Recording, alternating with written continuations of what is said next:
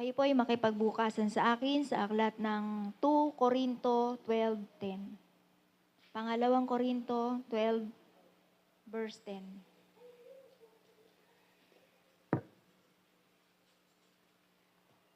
Kung inyo na po itong nakita, akin po itong babasahin.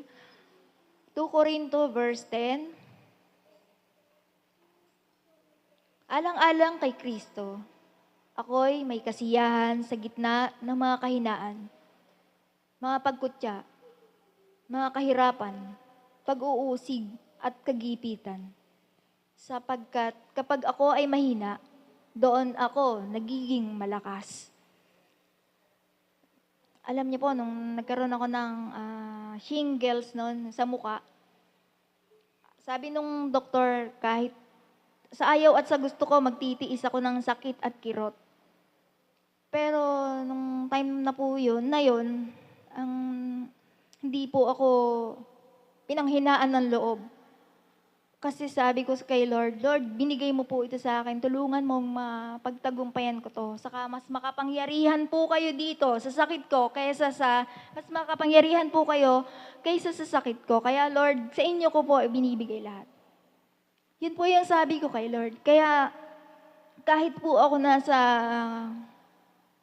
banig ng karamdaman noon, ang nararamdaman ko po ay kasiyahan, pasasalamat. At iniisip ko po lahat ng mga napag-aralan ko na dito sa Bible na hindi ko iniisip yung kahinaan or yung kasamaan. Kung hindi, ang sinasabi ko kay Lord, salamat po. At least, meron akong mga kapatid, meron akong mga anak na nag-aasikaso sa akin, meron akong mga magulang. Yun po yung nakita ko. Hindi ko po nakita yung problema, kundi ang tiningnan ko po doon, yung grasya at habag po ng Panginoon. Yun po yung kapag ako'y mahina, doon ako nagiging malakas. Doon po ako humugot ng lakas. At dahil po hindi ako nakakapagbasa ng Bible, sabi ko, pwede naman ako makinig. Kaya po nakikinig ako sa live stream o kahit basta yung mga Bible, live stream po. Para lang ako hindi mawala para yung mind ko, andun pa rin yung minamagnify ko si Lord sa buhay ko, parang ganun po. Kaya po alam nyo, dahil kay Kristo, kapag mahina tayo, nagiging malakas tayo. Kumbaga sa battery, kung 10% lang yung battery mo, si Lord 80%. Kaya po nagiging 100% tayong malakas dahil sa Panginoon. At alam nyo po, kapag naghihina tayo physical o spiritual, pinalalakas tayo ng Panginoon sa pag-aalaala sa kanyang mga salita na nakakapagpalakas ng loob. Gaya po ng Isaiah 41:10, palalakasin kita at tutulungan, iingatan at ililigtas. Doon pa lang talagang blessed na po tayo doon. Kaya alam niyo po, mostly yung prayer ko,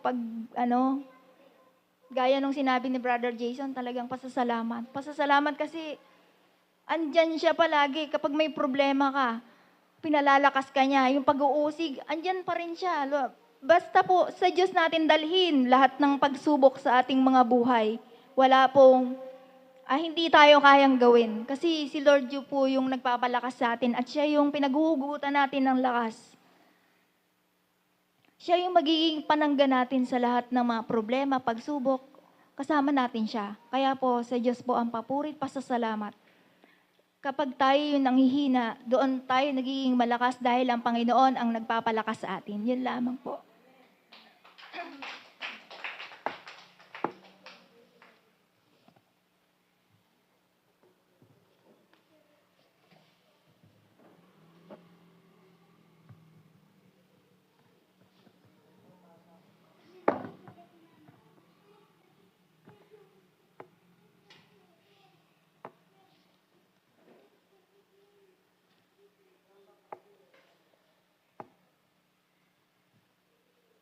Kayo nga po ay makipagbukasan sa akin sa aklat ng unang Korinto 13 verse 8. Matatapos ang kakayanan magsalita ng mensahe mula sa Diyos, titigil rin ang kakayanan magsalita sa iba't ibang mga wika at lilipas ang kaalamanan. Ngunit ang pag-ibig ay walang katapusan. Ang mensahe pong ito ay tungkol sa kahalagan ng pag-ibig na walang hanggan. Sinasabi po dito na ang pag-ibig ay hindi po nagwawakas. Ibig sabihin po, ito po ay isang katangian walang katapusan. Sa kabila po ng iba't ibang mga luha, mga wika at kaalamanan, ang pag-ibig po ay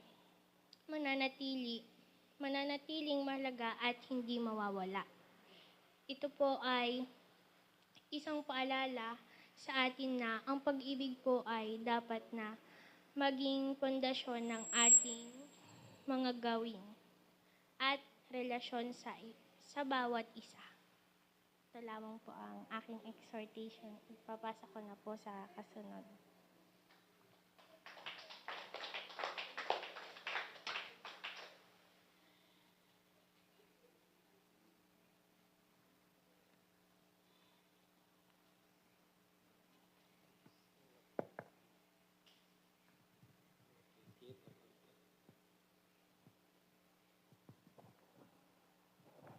Tayo po muna ay manalangin, Ama naming Diyos na makapangyarihan sa lahat.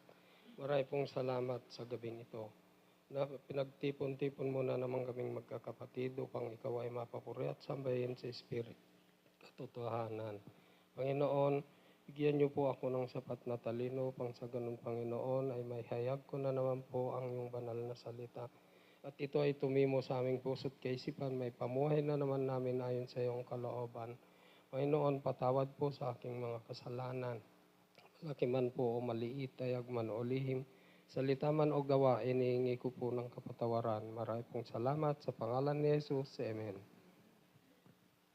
Makipagbukasan po kayo sa Marcos 4:19.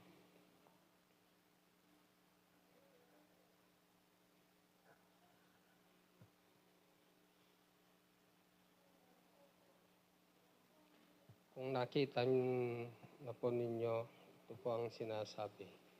Ngunit dahil sa alalahanin sa buhay na ito, pagkasilaw sa salapi o kaya'y pagkahumaling sa iba't ibang bagay, ang salita ay nawalan ng puwang sa kanilang puso, kaya't hindi ito nakakapamunga.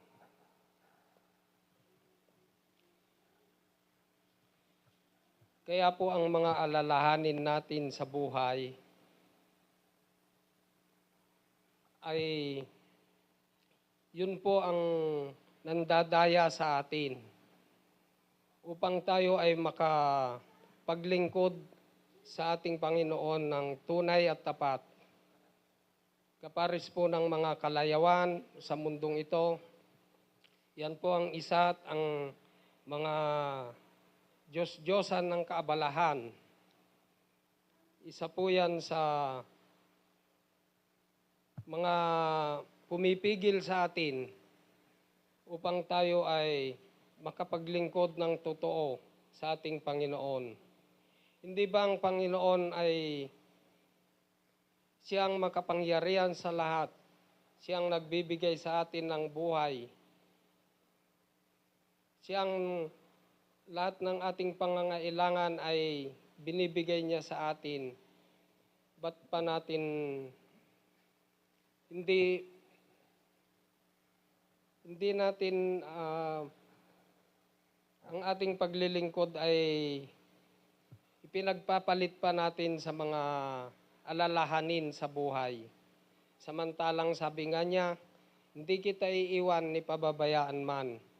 Kaya yun lang po, kung mananahan tayo sa salita ng ating Panginoon, ay wala tayong alalahanin na makapaglingkod ng tapat sa Panginoon.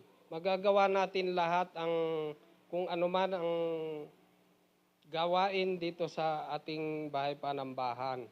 Kaya kung talagang totoo po ang ating paglilingkod, kahit anong mangyari sa atin, hindi tayo mag-aalala.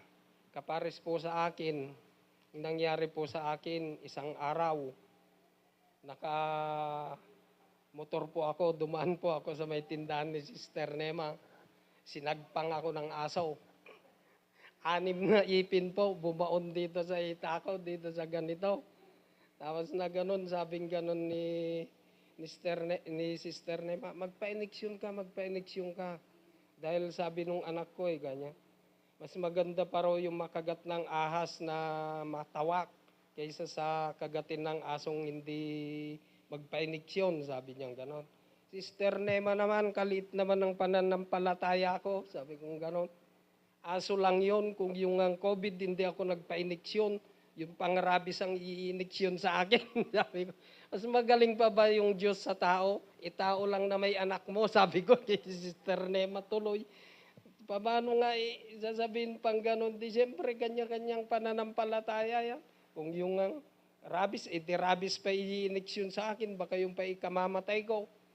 Samantalang yun yung pananampalataya ko sa Panginoon talagang sa Panginoon ako nananahan. Kaya lahat ng ginagawa ko sa buhay ngayon ay nakatuon lahat sa Panginoon na siya lang ang aking pinananampalatayahan kahit anong mangyari. Kaya sa Diyos ang papuri sa aking buhay at ganun din sa ating mga buhay, mga kapatid. Manampalataya tayo ng tapat sa ating Panginoon, siya lang ang ating buhay at lakas. Tayo po'y manalangin. Ama naming Diyos na makapangyarihan sa lahat, marami pong salamat sa iyong salita. Loobin mo po na maipamuhay na naman namin ayon sa iyong kalooban at maging kalakasan ng aming physical na buhay, spiritual na buhay, Panginoon. Marami pong salamat sa pangalan ni Jesus. Amen.